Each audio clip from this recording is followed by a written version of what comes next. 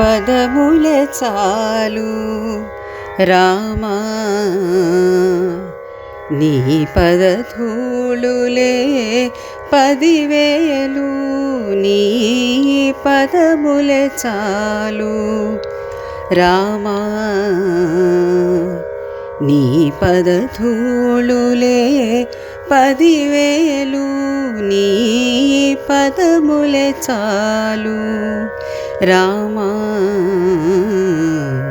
నీ పదధూళులే 10,000, నీ పదములే చాలు.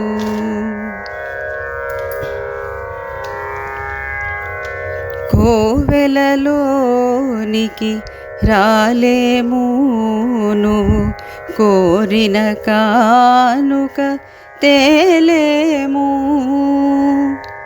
కోవెలలోనికి రాలేము, నువ్వు కోరిన కానుక తేలేము. నిన్ను కానక నిమిషం మనలేము, నువ్వు కనబడితే నిన్ను కనలేము. నిన్ను కానక నిమిషం మనలేము, నువ్వు కనబడితే నిన్ను కనలేము. నీ పదములే చాలు రామా, నీ పదధూళులే 10,000, నీ పదములే చాలు. శ్రీ శ్రవణ ఛానల్కి శ్రోతలందరికీ కూడాను మరొకసారి స్వాగతం. ఈరోజు మనం విన్న ఈ పాట దేవులపల్లి కృష్ణశాస్త్రి గారు రచించినటువంటి పాట అన్నమాట. అనురాధ ఎంతో చక్కగా పాడి మనకి వినిపించారు ఎప్పట్లాగానే. ఇక మనం ఈరోజు కథలో కనుక వెళ్ళిపోతే ఏం చెప్తున్నారు ఇందులో మనకి? ఈ కథలో పాత్రలన్నీ కూడాను ఎవరి పాత్రని వాళ్ళ దృష్టితోటి చూస్తే ఎలా ఉంటుంది అన్నది చెప్పడం జరిగింది. ఇప్పుడు ఈ పాత్రల సన్నివేశాన్ని మనసులో పెట్టుకుని ఈ కథను మనం విశ్లేషించి కనుక చూస్తే, ఒక జన్మ తర్వాత మరో జన్మ వస్తుందని సామాన్యంగా అందరూ నమ్ముతారు. దానిలో తర్వాత అనే మాటకు అర్థం ఏమిటి? దీన్ని ఎవరు ఆలోచించరు. ఆ మాటకు అర్థమే వేరంటున్నారు మహర్షి వశిష్ఠుల వారు. అందుకే పద్మలీల ఇక్కడ బతికుండగానే అక్కడ విదూరథలీల జన్మించేసింది. ఈ విదూరథలీల పద్మలీలకు పై జన్మ కాదు, పద్మలీలకు మరో దేహమూ కాదు, పద్మలీలలో భాగమూ కాదు. ఆమె మరణించిన పద్ముడి సంస్కారం వల్ల జన్మించిన జీవి. ఇక్కడ మనం చాలా జాగ్రత్తగా దీన్ని పట్టుకోవాలన్నమాట. లోకంలో ఒక శరీరం పోయి ఇంకో శరీరం వస్తే దాన్ని పునర్జన్మ అని పిలుస్తున్నాం. విదూరథలీల తను అదే దేహంతో తన భర్త లోకానికి తాను వెళ్ళాలని వరం కోరుకుంది. కానీ అలా జరగలేదు. సరస్వతీదేవి వరం ఇచ్చినా జరగలేదు. అంటే ఆమె పాత శరీరం అక్కడే రాలిపోయిందనమాట. ఆవిడ పద్మరాజు లోకానికి వెళ్ళిపోయింది. ఆమెకి స్థూల దేహం లేదు. అయినా సరే తనకు పాత స్థూల దేహమే ఉందని ఆవిడ గట్టిగా నమ్ముతోంది. అది సరస్వతీదేవి వరప్రభావం వల్ల. ఇకపోతే ఆవిడ ఆ విధంగా నమ్మడం వల్ల ఆమెకు తన స్థూల దేహం నిజంగానే కనిపిస్తోంది. ఆమెకే కాదు, పక్కవారికి కూడా కనిపిస్తోంది. వశిష్ఠ మహర్షి ఈ విదూరథలీల అనే పాత్రను చివరిదాకా ఎందుకు అట్టేపెట్టారు? ఒకరికి 2 భార్యలు ఎందుకు తయారు చేశారు? ఎందుకంటే దేశము, కాలము, దేహము అనేవి లేనేలేవు అని ఆయన చెప్పదలుచుకున్నారు. దానికోసం ఈ కథలో 3 కల్పనలు చేశారు ఆయన. వశిష్ఠుడి పాకలోనే పద్ముడి రాజ్యం, పద్ముడి పడక గదిలోనే విదూరథుడి యుద్ధరంగం. ఇది ఒక కల్పన. ఈ కల్పన వల్ల చోటు అనే పదార్థం లేనే లేదని నిరూపిస్తున్నాడు. వశిష్ఠ బ్రాహ్మణుడు మరణించి 8 రోజులైంది. అదే కాలంలో పద్ముడి లెక్కలో 60 సంవత్సరాల 30 రోజులైంది. అదే కాలంలో విదూరథుడి లెక్కలో కూడా 60 సంవత్సరాలు. మామూలుగా జన్మ తర్వాత జన్మ జరిగితే 120 సంవత్సరాల 38 రోజులు కావాలి. కానీ ఇదంతా ఒక్క క్షణమే అని ఆ కథలో చెప్పడం జరిగింది. ఇది 2వ కల్పన. దీని ద్వారా కాలం అనేది లేనే లేదని మహర్షి నిరూపిస్తున్నారు. ఇక్కడ పైన దాంట్లో చోటు అనే పదార్థం లేదు అన్నారు. ఏది? ఎందుకు? ఆ వశిష్ఠుడి పాకలోనే ఈయన రాజ్యం వచ్చేసింది, ఈయన రాజ్యంలోనే యుద్ధరంగం వచ్చేసింది, అన్నీ ఆ కాస్త చోటులోనే జరిగిపోయాయి కాబట్టి అక్కడ చోటు అనే పదార్థం లేదని నిరూపించారు. ఇక్కడేమో కాలం అనేదే లేదంటూ నిరూపించారు. ఇక దేహం అనేది లేదని నిరూపించాలి. దీనికోసమే ఇద్దరి లీలల కల్పన జరిగింది. ఇది మూడో కల్పన. ఇక్కడ తార్కికంగా చూస్తే విధూరథ లీలకు పద్మలోకంలో అసలు దేహమే లేదు. కానీ ఆమె మాత్రమే కాకుండా ఊరి వారంతా కూడా దేహం ఉందని అంటున్నారు కూడా. నిజమైన దేహమే లేని ఆ భార్యతోటి పద్మరాజు కాపురం చేస్తున్నాడు అని మహర్షి కథాకల్పన చేశారనమాట. ఈ ఘట్టం ద్వారా దేహం ఉండడం అంటే ఉందనుకోవడమే అని మహర్షి నిరూపిస్తున్నారు. పద్మలోకంలో పద్ముడి శరీరం చెడిపోకుండా అట్టెపెట్టి లీల శరీరానికి దహనం చేయించేశాడు మహర్షి. దీని ద్వారా ఆయన ఏం సాధించినట్టు? పద్మలీల యొక్క సంకల్ప బలం వల్ల పద్మరాజు శరీరం చెడిపోకుండా నిలబడింది. ఆవిడ సంకల్ప బలమే సరస్వతీ వరంగా వ్యక్తమైంది.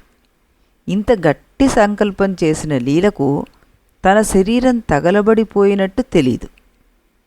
నా శరీరం ఏమైపోయింది అని సరస్వతీదేవిని అడిగితే అప్పుడు ఆవిడ చెప్పింది.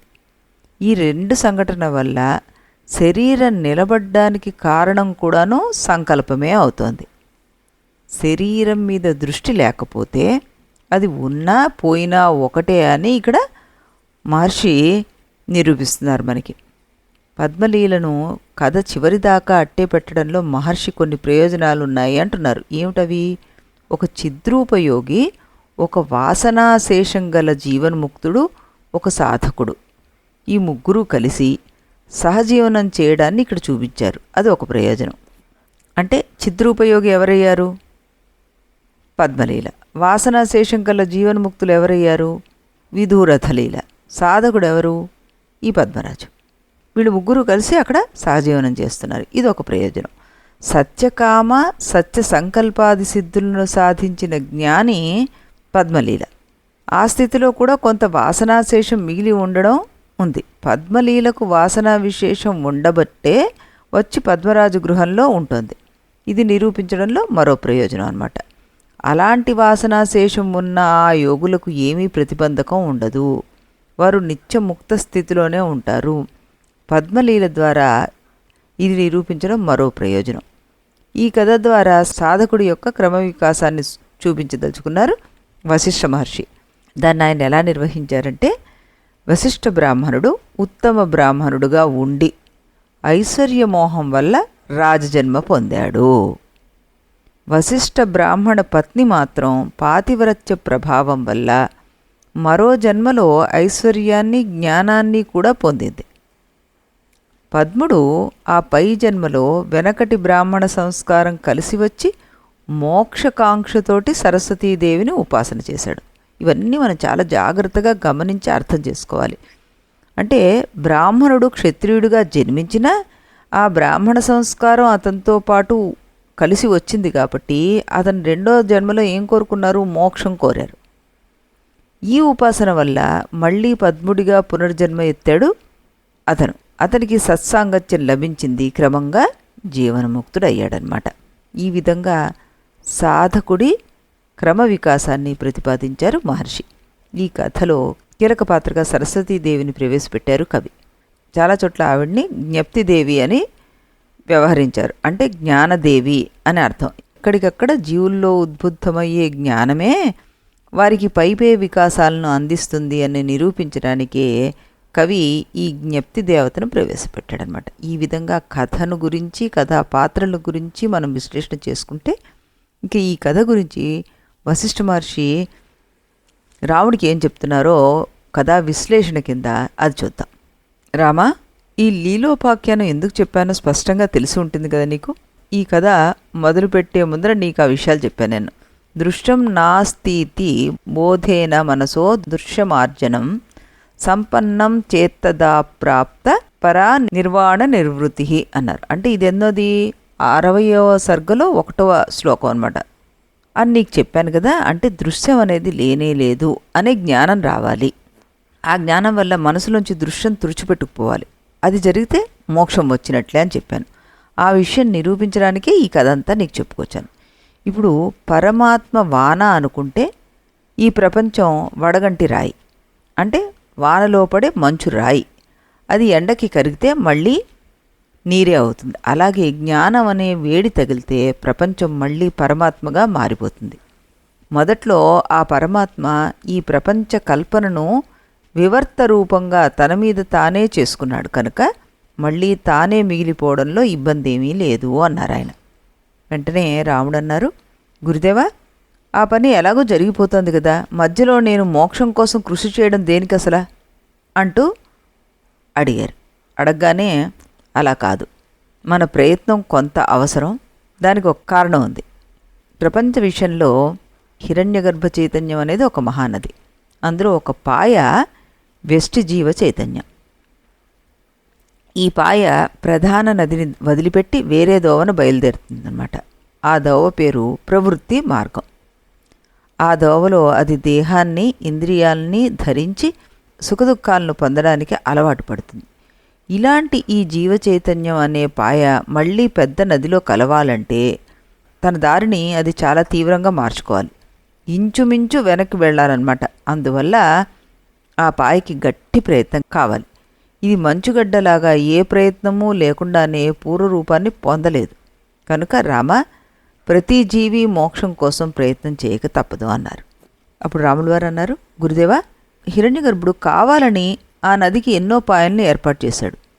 ఆయన పనిగట్టుకుని అంత పని చేస్తే సామాన్య జీవుడు ఆయనకి ఎదురు తిరిగి ఆ పాయను వెనక్కి మళ్ళిస్తానడం తప్పు కాదా? తప్పైతే అయింది. నేను ఇలాగే చేస్తానని ఎవడైనా పట్టుబట్టినా హిరణ్యగర్భుడు ముందు వీడి ఆటలు సాగుతాయా? మహారాజు చేసిన ఆజ్ఞను బంట్రోతు మార్చగలడా అంటూ ప్రశ్నించారు. అప్పుడు వశిష్ఠులు వారు అన్నారు, రామ, ఇక్కడ ఒక చిన్న కిటుకుందయ్యా. ఈ ప్రపంచాన్ని సృష్టించింది హిరణ్యగర్భుడనే మాట నిజమే, కానీ ఆయనకిది ప్రపంచంగా కనిపించదు. ఎందుకంటే ఆయనకు అజ్ఞానం లేదు కాబట్టి. అజ్ఞానం ఉన్న ప్రపంచ జీవులకే అది ప్రపంచంలా కనిపిస్తుంది. ఈ చిన్న జీవుల పుణ్యపాప కర్మాల ఫలితాలను అనుభవంలోకి తెచ్చేందుకు ఈ సృష్టి ఇలా జరిగింది. అందువల్ల ఆ జీవులు ప్రయత్నం చేసుకొని జ్ఞానం సంపాదించాలి. అలా సంపాదిస్తేనే వాళ్ళకి ఈ ప్రపంచం నివర్తించిపోతుంది. కనుక రామ, జీవులు చేసే ఈ ప్రయత్నం హిరణ్యగర్భుడి యొక్క సంకల్పానికి వ్యతిరేకం కాదు అన్నారన్నమాట. అనగానే శ్రీరాములు వారు గురుదేవులతో ఏమంటున్నారు, గురుదేవా, మీరు నాకు చాలా గొప్ప జ్ఞానాన్ని కలిగించారు, సంతోషంగా ఉంది. కానీ ఒక సందేహం ఉందండి. ఒక రకంగా మీరు దీనికి ఇదివరకే సమాధానం చెప్పారు, కానీ మళ్ళీ స్పష్టత కోసం మిమ్మల్ని అడుగుతున్నాను. మీరు చెప్పిన కథలో వశిష్ఠ బ్రాహ్మణుడు మరణించి 8 రోజులైంది, పద్మరాజు మరణించి 30 రోజులు, విధూరద రాజు జీవితంలో 60 సంవత్సరాలు, ఈ 3 సమానమని తేల్చారు మీరు. మామూలుగా శాస్త్రాల్లో మానవలోకంలో 1 నెల, పితృలోకంలో 1 రోజని, మానవలోకంలోని 1 సంవత్సరం, దేవలోకంలోని 1 రోజని, ఇలాంటి లెక్కలున్నాయి కదా. అంటే ఒక లోకానికి కాలమానంలో మార్పిడి, అంటే కన్వర్షన్ టేబుల్ వేసుకోవచ్చు కదా. ఈ లెక్క శాస్త్ర సిద్ధమే కదా.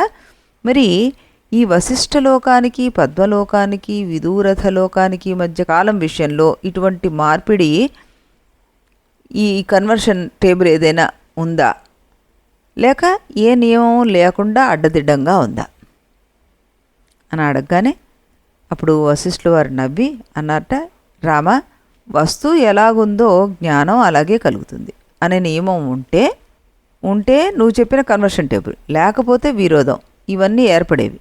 కానీ యథార్థం అది కాదే. వస్తువును బట్టి జ్ఞానం ఏర్పడడం లేదు. ప్రతివాడు తన జ్ఞానాన్ని బట్టి వస్తువుని కల్పిస్తున్నాడు. ఏన యథా యజ్జత్ యథా సంవేద్య తేనఘా తేన తదా తత్తత్ తదా సమనుభూయతే అన్నారు 16వ శ్లోకంలో 60వ సర్గలో. ఎవడికి ఏ సమయంలో ఏది ఎలా తోస్తుందో వాడికి ఆ సమయంలో అది అలా కనిపిస్తుంది. వాడు దాన్ని అలా అనుభవిస్తాడు. అది అమృతం అని గట్టిగా అనుకుంటే విషమే అమృతం అయిపోతుంది. విషపు పురుగులు విషమే తిని బతకడం లేదా ఏమిటి? శుద్ధ చైతన్యం ఉందే, అది ఏ పదార్థ ఆకారాన్ని పొందాలంటే ఆ ఆకారాన్ని పొందుతుంది. ఆ పొందడం ద్రష్ట యొక్క సంస్కారాన్ని అనుసరించి ఉంటుంది. అంతేగాని దానికి సొంత రూపం అంటూ ఏమీ ఉండదు. కాలం విషయంలో కూడా అంతేనయ్యా. ఒక జీవి తన సంస్కారాన్ని బట్టి ఒకానొక చైతన్యంలో క్షణకాలాన్ని ఆరోపించుకుంటూ ఉంటాడు. మరో జీవి అక్కడే ఆ చైతన్యం మీదే తన సంస్కారాన్ని బట్టి ఒక సంవత్సర కాలాన్ని ఆరోపించుకుంటాడు. మరొకడు అక్కడే కల్పకాలాన్ని కూడా ఆరోపించుకుంటాడు. ఇది అసాధ్యం కాదయ్యా, రోజు జరిగేది ఇదే. అప్పుడు మొదటివాడి క్షణం రెండో వాడికి సంవత్సరం అవుతుంది, రెండో వాడికి కల్పం అవుతుంది. దాని వెనక్కి తిప్పి చూస్తే మూడో వాడికి కల్పం మొదటి క్షణం కింద ఉంటుంది అంటూ చెప్పి ఒక లౌకిక ఉదాహరణ నీకు చెప్తాను దీనికి అన్నారు. అని లౌకిక ఉదాహరణ చెప్తానని ఒకే రాత్రి భార్య ఊరు వెళ్ళిన కొత్త పెళ్లి కొడుక్కి అది సంవత్సరం, భార్య ఊళ్ళో ఉన్న కొత్త పెళ్లి కొడుక్కి అదొక నిమిషం. ఈ భేదం ఆ వ్యక్తుల మానసిక స్థితిని బట్టే వచ్చింది. అలాగే స్వప్నంలో కూడా ఇలాంటి చిత్రాలు జరుగుతూనే ఉంటాయి. కనుక రామా, ఈ ప్రపంచాలే అవిద్యా కల్పితాలు, వాటిలో ఉండే కాలాలు కూడా కల్పితాలే అవుతాయి. అప్పుడు అలాంటప్పుడు వాటి మధ్య ఈ కన్వర్షన్ సిస్టమ్ ఏమిటి అసలు? ఆ ప్రసక్తే లేదు అన్నారు ఆయన. అప్పుడు రాములు వారు ఓ ప్రశ్న వేశారు. ఏమని? గురుదేవా, ప్రపంచం ద్రష్ట యొక్క మనస్సును బట్టి సంస్కారాన్ని బట్టి కల్పింపబడుతోందని అంటున్నారు మీరు. ఈ కథలో పద్ముడు అనే ద్రష్ట తనకు విదూరథుడు అనే దేహం వచ్చినట్టుగా, దానికి ఒక పెద్ద వంశక్రమం ఉన్నట్టుగా తన సంస్కారం వల్ల దర్శించగలిగాడు. అలాంటప్పుడు ఆ వంశవృక్షము ఆ విదూరథుడికొక్కడికే కనిపించాలి, కానీ అతని మంత్రులకు పౌరులకు కూడా అదేవిధంగా కనిపించడం ఏమిటి మరి? ఎవరి సంస్కారాలు వారివి కనుక ఆ వంశవృక్షం అందరికీ ఒకే రకంగా కనిపించడం ఎలా కుదురుతుంది అంటూ ప్రశ్న వేశారు.